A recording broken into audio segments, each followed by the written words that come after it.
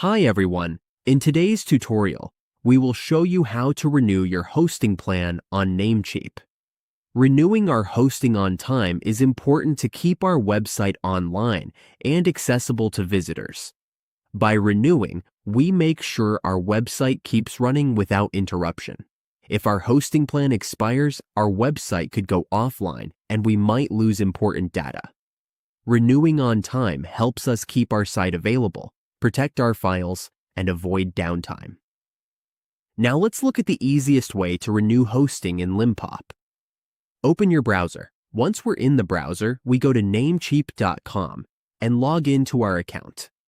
After logging in, we go to the account section in the upper right corner. Next, we select hosting. Since we want to renew hosting, we click this option. When we are in the hosting list, to renew the hosting that will expire on March 15th, 2026, we just click Automated. This is the option to renew, and it will auto-renew on this date as long as we have funds in our account. It will auto-renew, so we do not need to go to the site and do it manually. That's how we renew hosting on Namecheap. It's a quick and simple process that keeps our website active and secure.